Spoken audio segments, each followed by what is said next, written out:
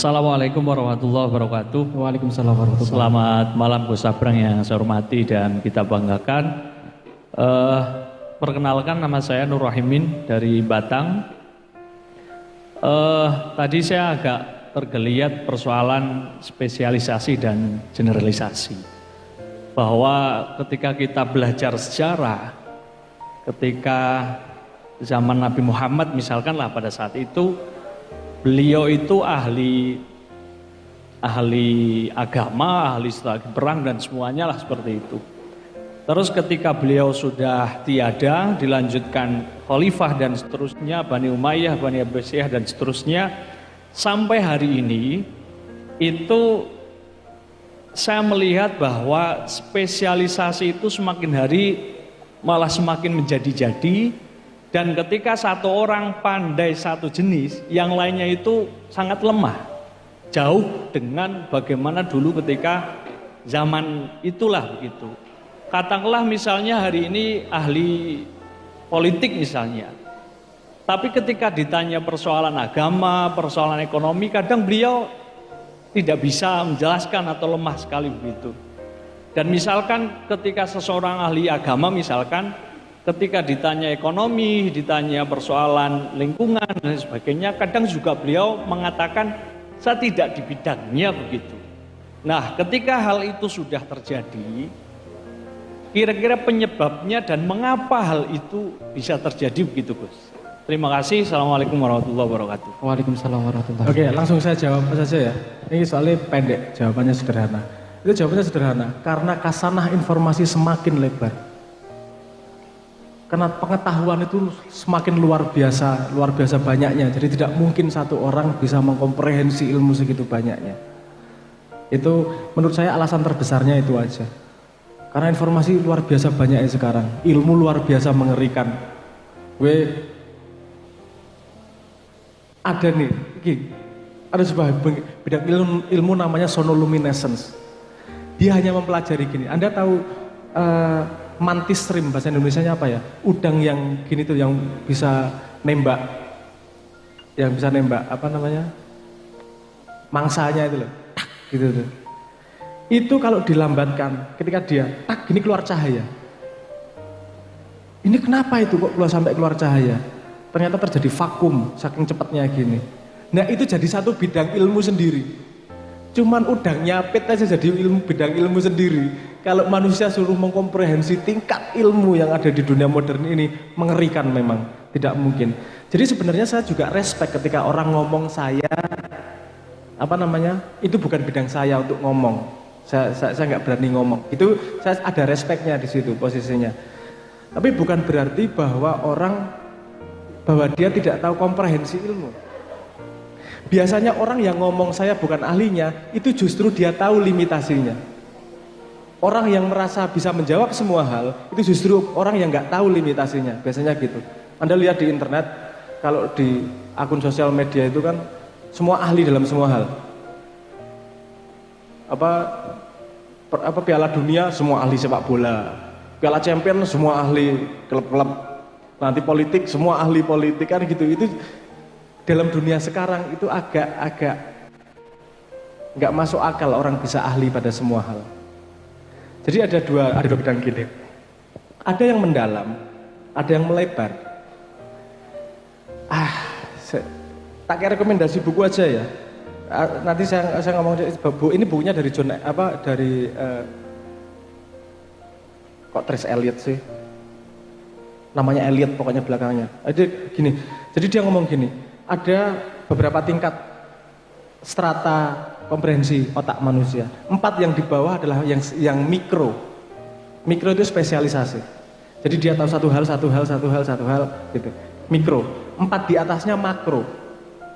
Dia deklaratif, kumulatif. Ini saya jelasin nggak apa?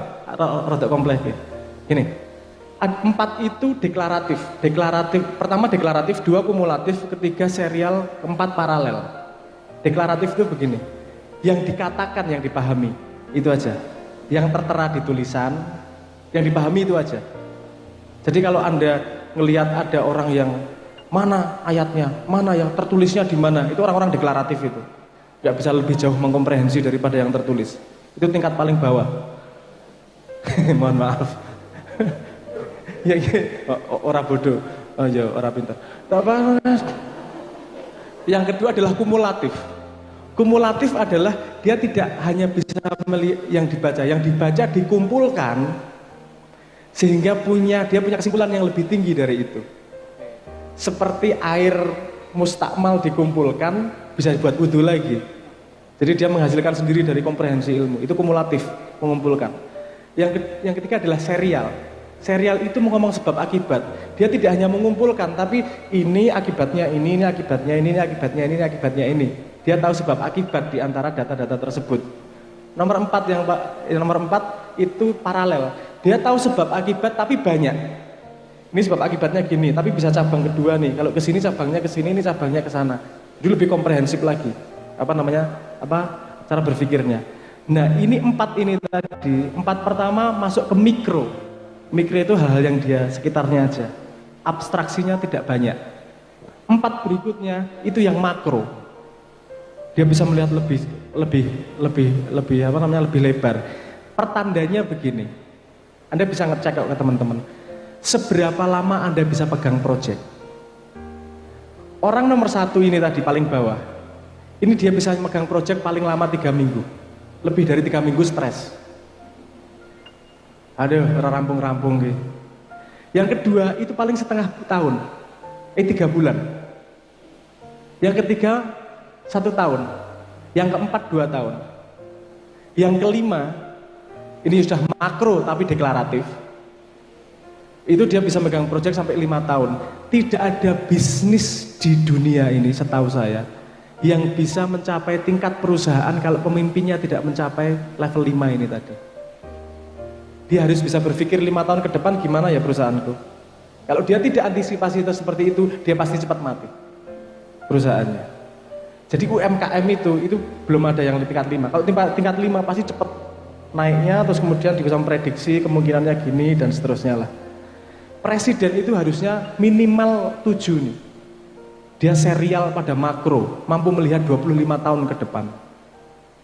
Saya belum pernah melihat Presiden Indonesia yang menurut saya boleh gak orang ngomong lah. Jadi itu kemampuan komprehensinya dia. Biasanya orang yang justru tahu, dia tahu persis batasnya. Aku taunya segini, di luar ini nggak tahu. Dia kalau udah di luar itu, oh aku nggak tahu, itu bukan area aku, ngomongnya gitu. Orang yang bisa jawab semuanya, dia nggak tahu batasnya. Dia pikir dunia itu yang dia ketahui toh. Itu istilahnya kalau Anda mau cari di Google, istilahnya Dunning-Kruger effect. Itu ada istilahnya, Dunning-Kruger effect. Jadi ceritanya begini. Ini agak fun sedikit ya ceritanya. Dunning-Kruger effect itu datang dari sebuah kejadian, ada perampokan di bank. Dia ngelihat CCTV gini sama ketawa-ketawa. Habis itu ketangkep dia. Terus ketangkep dia bingung. Kok bisa tuh aku ketangkep? Loh kamu ngelihat CCTV, tapi sudah tak kasih lemon mukanya. Emang hubungannya apa? Loh, kalau dikasih lemon mukanya itu nggak kelihatan di CCTV. Kok ini peneliti nggak paham, ini tingkat gobloknya kok segini sih? Kamu dikasih lemon mukanya, percaya tidak tidak kelihatan di CCTV. Kemudian dia meneliti, kok ada orang yang kayak gini nih.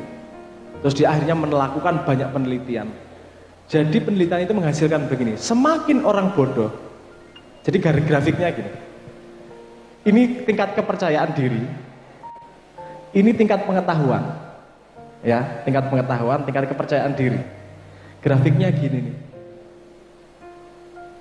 semakin bodoh, kepercayaan dirinya semakin tinggi, semakin pengetahuannya naik, kepercayaan dirinya drop nih, aduh aku ternyata goblok ya.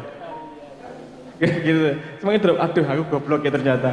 Kalau dia goblok banget malah percaya diri dia. Wah aku paling pinter saat dunia, padahal goblok banget.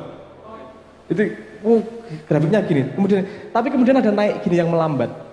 Ini dia yang benar-benar tahu, pengetahuannya tinggi, tingkat kepercayaannya tinggi. Karena dia tahu betul ilmunya seberapa dari kasanah dunia itu. Gitu ya. Jadi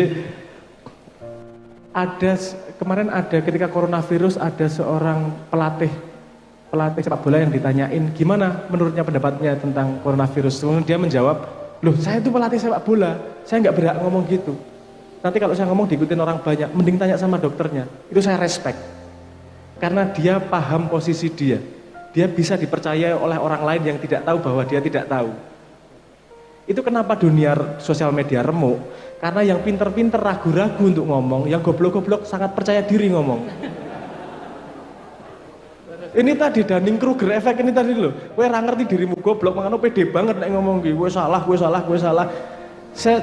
Kalau kamu melihat sesuatu mudah, ini tips saya ya dari pelajaran hidup saya. Kalau kamu merasa sesuatu mudah, langsung kamu melihat ke dirimu sendiri. Sesuatu yang mudah kamu anggap mudah itu menandakan kamu bodoh di bidang itu. Apa maksud saya? Urusan politik ini gampang, tinggal gini, berarti gue goblok di bidang politik. Urusan sepak bola itu cuma gini-gini aja kok ngapa susah, berarti gue goblok dengan sepak bola. Karena urusan mancing aja rumitnya segitu rupa. Saya dapat pelajarannya dari mancing itu. Mancing kan ya cuma ngelempar gini aja terus nunggu, ya Allah, kan gitu aja toh. Saya nanya sama orang ahli mancing, ternyata ya Allah ritualnya banyak banget deh. Mengerikan ritualnya. Kamu sebelum berangkat mancing lihat istrimu, kalau miring ke kanan kamu lemparnya lewat kanan, miring ke kiri lempar lewat kiri. Kalau melumah yuk goblok nek mancing. Terus saya dikasih tahu dia, saya sudah melakukan riset nih, ada umpan paling pasti dimakan sama ikan. Apa itu? Umpannya kalau dicampur dengan, dicampur dengan feses, tahu feses ya? Dengan tinja ibu hamil. Aku ngene iki, ya Allah, mengerikan iki. Dia kok bisa spesifik tahu tinja ibu hamil. Dia berarti sudah nyoba anak kecil, orang tua, bapak-bapak, anak muda, laki-laki, perempuan, tetangganya, sudah dicobain. Ternyata yang paling berhasil yang masih hamil. Terus dia ngomongnya sama orangnya gimana? Mbak minta tinjanya buat mancing. Itu dunia sesederhana itu aja ternyata kompleksitasnya kan luar biasa. Jadi saya paling besar saya ketika saya menganggap sesuatu mudah, berarti Dunning-Kruger nih. Saya menganggap mudah karena saya nggak tahu apa-apa soal itu, pasti itu. Jadi hati-hati ketika ngomong sesuatu itu mudah. Jadikan itu radar Anda. Mungkin menjawab tadi ya, secara tidak langsung menjawab lah. Matur nuwun. Hidup adalah ujian. Tiada manusia yang tidak mendapat ujian. Tiada manusia yang terlepas dari cobaan. Karena segala ujian adalah ketentuan Tuhan yang harus kita lalui dengan kesabaran. Menghadapi cobaan dibutuhkan keikhlasan agar Sang Pencipta memberikan kemudahan. Doa yang kita panjatkan akan membukakan jalan ketenangan yang selalu kita dambakan. Hidup terus berjalan walau cobaan datang bergantian. Maka bermuhasabahlah di setiap kesempatan dan waktu yang hilang tidak perlu kita risaukan. Ingatlah bahwa Allah bersama orang-orang beriman. Ya Allah, ampunilah kami dari segala dosa-dosa yang telah kami lakukan saat hilaf ataupun lupa. Karena kami hanyalah hamba-Mu yang tiada daya, yang selalu mengharap rahmat-Mu di dunia yang fana.